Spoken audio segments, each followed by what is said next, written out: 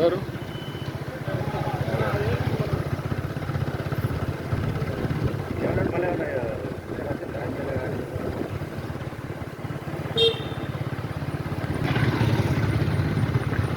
రానండి ఈశ్వే మాట్లాడాలండి అక్కడ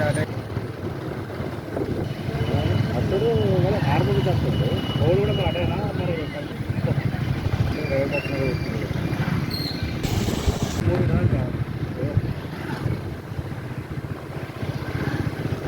ఎవరు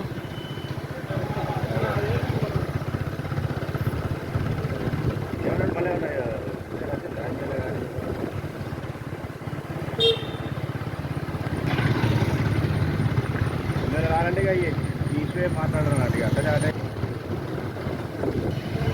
అసలు ఆర్మీ వస్తుంది ఓళ్ళు కూడా మాట్లాడినా మరి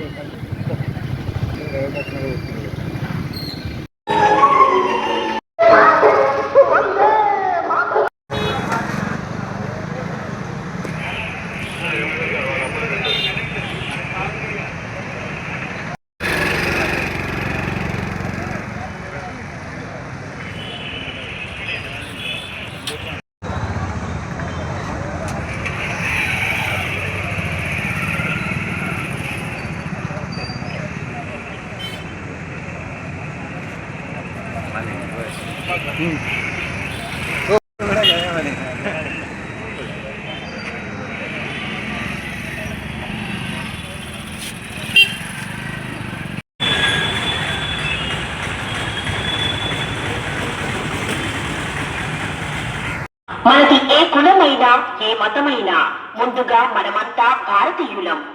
ఆపుదాం, ఎక్కడి వారక్కడే నిలబడదాం. 24 గంటలు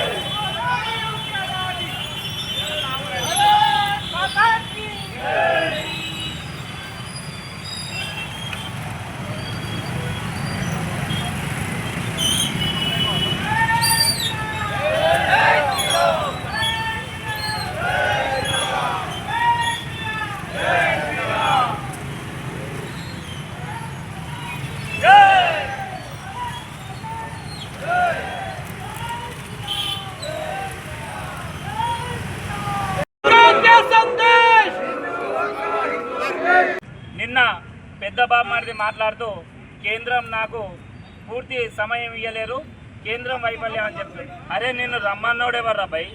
నీకు సాధన అయితే భారతీయునివి అయితే రా, అక్కడ నిల్చో. మన భారతదేశం మీద దాడి జరిగితే నువ్వు ఒక పార్లమెంటు సభ్యుడివై ఉండి నువ్వు మాట్లాడు సిగ్గుచేడు. ఇక్కడున్న మైనార్టీ సోదరులను ఒకటే రిక్వెస్ట్ చేస్తున్నా, మీరు గిట్ట అసౌద్దీన్ ఓవైసీ మాటలు నమ్మినట్టయితే భారతదేశ ముస్లింలు చాలా నష్టపోతారు.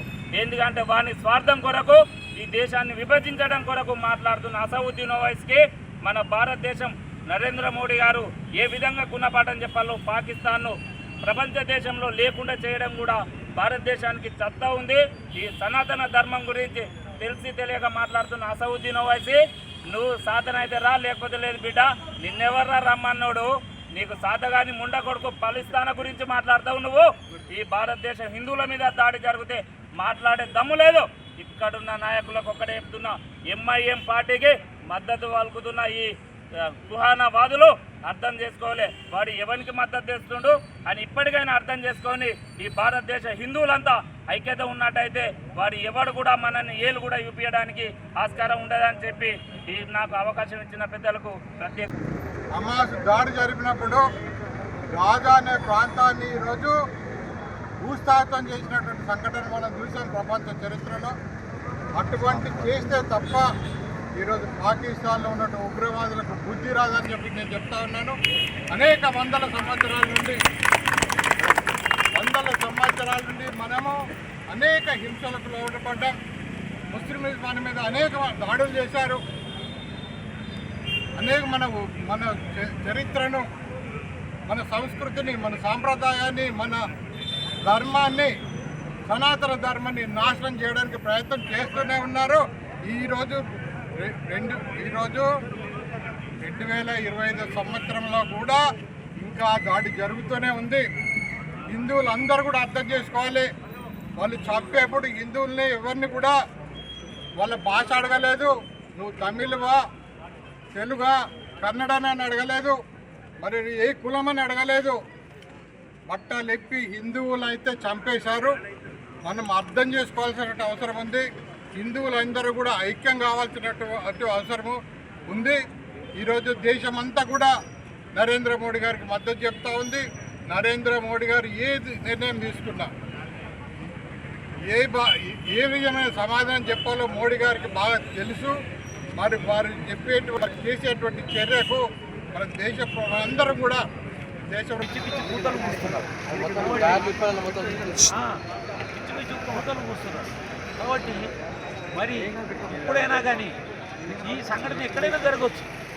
ఇవాళ ఢిల్లీలో జరగవచ్చు, ముజఫరాబాద్లో జరగవచ్చు, మరి కేరళ లోపల మలబార్ ప్రాంతంలో జరగవచ్చు, జగిత్యాల్లో, కోరుట్ల, మెట్పల్లి ఎక్కడైనా జరగవచ్చు ఈ సంఘటన. మన పక్కనే విషనాగులు పాలు పోసి పెంచినట్టుగా అది విషాన్ని తయారు చేస్తుంది. భయపానం, భుజంగానం కేవలం విషవర్ధనం. పాముకు పాలు పోస్తే అది విషాన్ని తయారు చేస్తుంది, అది మననే కాటేస్తుంది. అటువంటి విషనాగులు మన మధ్యలోనే ఉన్నారు. కాబట్టి అటువంటి ఆజం గోరీలను మనం గుర్తించాల్సిన ఆవశ్యకత ఉంది. ఎక్కడో కశ్మీర్లో జరిగింది కదా, పహల్గాంలో జరిగింది కదా అని మనం చెప్పి ఊరుకుంటే లాభం లేదు. రేపు మన దగ్గర కూడా జరగవచ్చు. కాబట్టి మన ఈ దేశం యొక్క భవిత యువత మీదనే ఆధారపడి మన పిల్లల యొక్క భవిష్యత్తు కొరకు మనం ఇవాళ పోరాడాలి.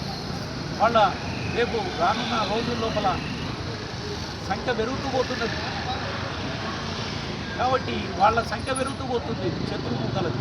కాబట్టి మనము రేపు ఎటువంటి భయానకమైనటువంటి పరిస్థితులను చూస్తామో ఈరోజు మనం గుర్తించి మన హిందువులం అందరం కూడా బంధువులము అనేటువంటి భావనతో కుల, మత, వర్గ, ప్రాంత వాళ్ళకు శాంతియుతంగా అందరం తిరుగుతుంటే ఒకవైపున ఉన్నటువంటి కిలాగడ్డ, తీన్ ఖని, లడ్డు కాజా సోదర భావంతో మెలుతున్నట్టు మేమందరం కూడా హిందూ ముస్లిం బాయ్ అనుకుంటూనే మెలుతున్నాం. కానీ ఆ వైపున వెళ్ళడానికి పోలీసు వారి నిరంకరణ ఎందుకు? అదేమన్నా పాకిస్తానా, ఆఫ్ఘనిస్తానా, బంగ్లాదేశా? వాళ్ళు నిరసన తెలియద్దా? వాళ్ళు బంద్ చేయొద్దా? వాళ్ళు చేశారు. వాళ్ళు కూడా బంద్కు పాల్పడ్డారు.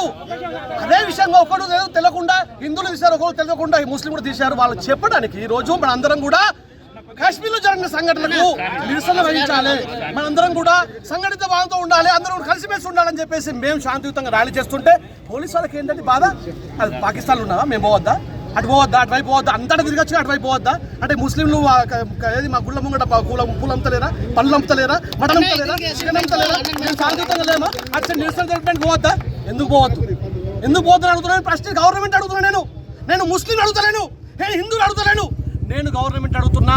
ఎందుకు పోవద్దు? ఎందుకు పోవద్దు? వాళ్ళు బంద్ చేయరా? వాళ్ళు బంద్ చేస్తున్నారు. మేము పోవడం ఏంటి? అది అడ్డంకం ఏంటిది? అది మేము అడుగుతున్నాము. ఈరోజు జగిత్యాలలో జరిగిన సంఘటన అది. కిలా కూడా మాదే, తీన్ ఖని కూడా మాదే. మాది మీన్స్ జగిత్యాల ప్రజలందరిది, కాబట్టి మేము ఎక్కడికైనా స్వేచ్ఛ ఉన్నది,